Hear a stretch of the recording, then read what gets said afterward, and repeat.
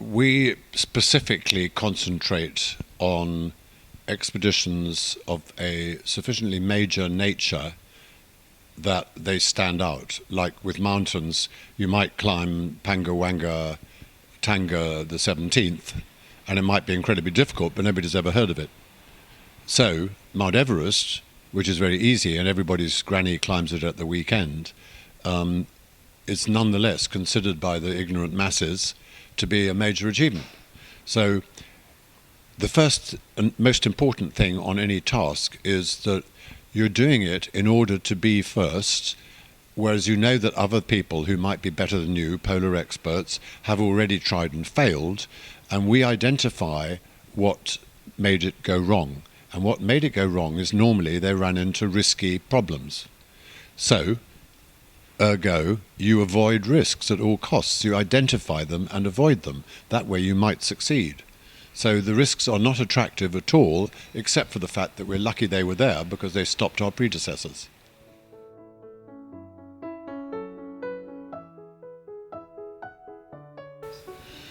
Well, it's hopefully become slightly better through experience, and you do realize that there is a place for risks, and that to do an expedition, if there aren't any risks, we won't be doing it because someone else will have done it.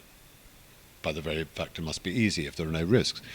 But you do get to depend upon, as I said, lectures and books, and you get commissioned to write a book about the expedition, and a typical book might be the first crossing of Antarctica, and if you took the book and that thing off the table, that is what Antarctica looks like.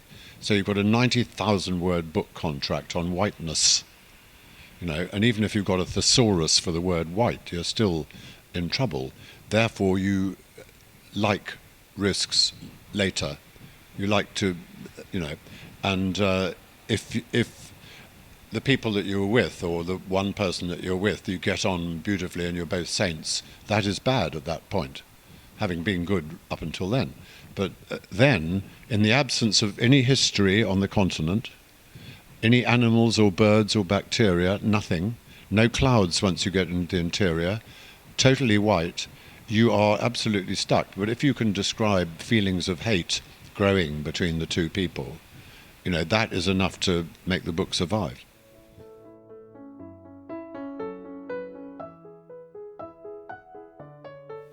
Well, what you can do is you can find fact and make it look like fiction, and then not say which way round it is. And the way of making fact sound like fiction is very simple. You just put thoughts into their heads, and that's enough immediately to make people believe that it must be fiction, even though that particular thought that you put into their head is quite obvious to any human being that that's what would occur in their head at the time. So likewise on an expedition, you cannot start thinking about the book until you've done the expedition, and at that point you regret there weren't deaths or injuries and so on. But before that you hope there aren't any deaths or injuries.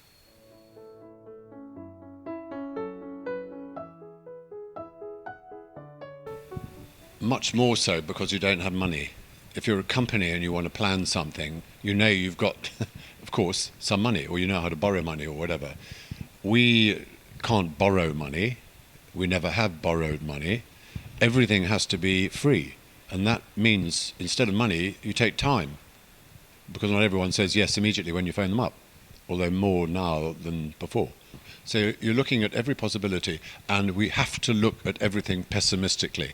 So when Ginny planned all that, she's got to be equally certain that when we've 18 months later of considerable problems done the first crossing of Antarctica and been collected and got through the ice, that it's during a given week, because you've got to get up to the mouth of the Yukon River when the ice breaks up.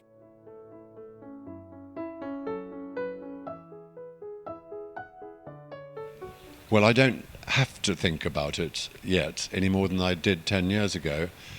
But then something comes along and says, rubbish, you do have to think about it, because why has that started tweaking?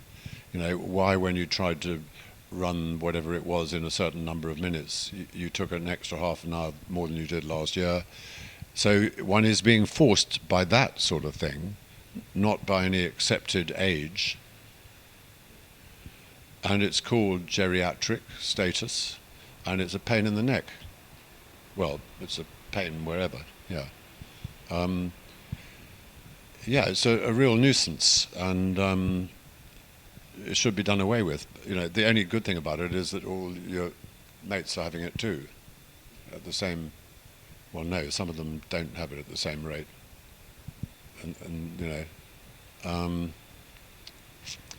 Every now and again, I really like to meet some amazing guy in his early 80s, I'm in my early 70s, who is still really going strong. They are very rare, but they do exist.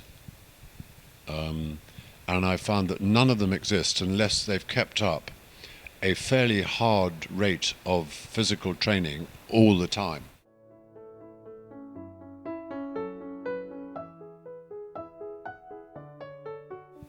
Because of the very nature of keeping fit, you jog.